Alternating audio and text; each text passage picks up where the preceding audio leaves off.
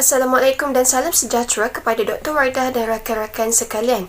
Kami, Kumpulan 3 akan membentangkan hasil temu bual yang kami perolehi sepanjang menjalankan kajian ini. Tujuan kami menjalankan temu bual ini adalah untuk mengetahui apakah penduduk menitik beratkan kejelasan maklumat produk yang digunakan dalam kehidupan seharian sebelum mendapatkannya di pasaran. Bagi pihak Encik Hazim sendiri, beliau tidak terlalu cakna akan adanya laman web yang dicipta khas bagi menyemak maklumat produk. Namun, beliau sangat mementingkan produk yang mempunyai sijil keluaran halal dan juga mendapat kelulusan dari KKM. Beliau juga sangat mementingkan kandungan produk yang mengandungi makanan sunnah yang disarankan dalam Islam seperti habatus sauda. Beliau juga lebih terdorong untuk membeli sesuatu produk melalui kaedah pengiklanan berbanding dengan pengaruh dari orang ramai. Beliau juga lebih sering bertanya mengenai feedback produk pada kenalan terdekat berbanding menanyakan kesesuaian atau keberkesanan produk tersebut pada dirinya kepada doktor atau ahli farmasi. Seterusnya, responden kami yang kedua iaitu Puan Christina yang berumur 38 tahun. Puan Christina tidak menghadiri pameran lepas yang telah dijalankan. Berdasarkan daripada hasil temu bual, kami mendapati bahawa Puan Christina merupakan pengguna kepada produk kesihatan semula jadi, terutamanya produk yang mengandungi kunyit dan juga bahan-bahan herba. Tetapi Puan Christina tidak mengetahui cara untuk menyimak pendaftaran produk kesihatan tersebut di laman web yang telah disediakan. Beliau menggunakan produk kesihatan tersebut atas saranan ahli keluarga yang terdekat.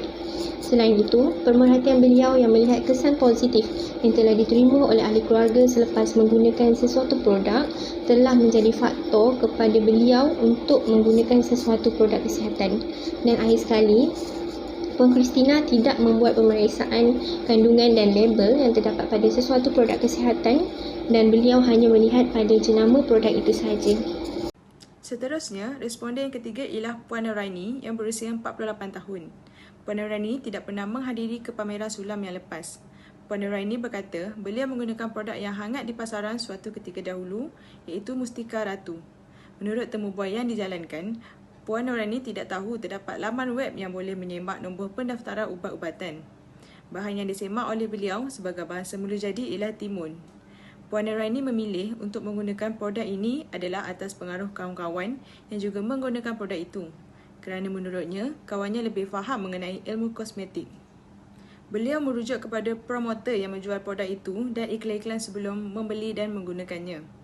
Puan Nuraini melihat kepada logo JAKIM yang terdapat pada botol produk tersebut. Dan akhir sekali, Puan Nuraini merujuk maklumat tambahan daripada label dan bahan yang terkandung dalam produk tersebut yang ada pada botol itu. Sepanjang kajian ini dijalankan, kami mendapati bahawa ketiga-tiga responden berminat untuk mengetahui cara membuat semakan produk kesihatan walaupun tidak pernah melawat pameran yang dianjurkan sebelum ini. Kesemua responden juga lebih selesa dan percaya sekiranya produk itu disarankan oleh rakan terdekat atau keluarga, terutamanya apabila melihat impak positif dengan mata kasarnya sendiri. 2 dari 3 orang responden yang ditemu bual merupakan pengguna yang sangat prihatin dan menitik beratkan kandungan produk sama ada mempunyai sijil kelulusan halal dan KKM atau tidak. Namun, masih terdapat pengguna yang tidak mengutamakan kejelasan maklumat produk dengan tidak menyemak label-label penting sebelum membuat pembelian. Cadangan penambahbaikan pengetahuan penduduk berkaitan produk semula jadi. Yang pertama, membuat bengkel mengenai cara mengenali produk semula jadi masing-masing. Dengan adanya bengkel ini, penduduk dapat mengenali cara dan alat yang digunakan untuk menyemak produk semula jadi yang mereka ada.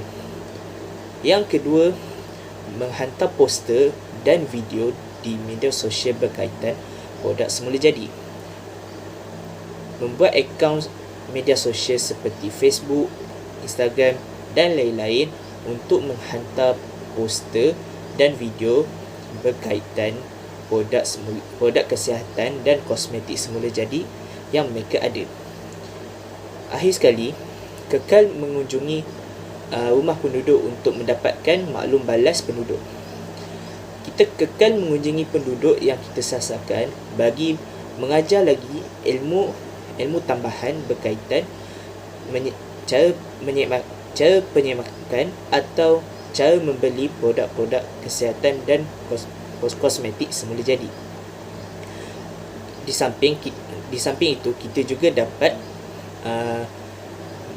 kita juga dapat maklum balas daripada penduduk setiap kali perjumpaan, agar kita tahu sama ada penduduk mengamalkan ilmu yang kita ajar atau tidak.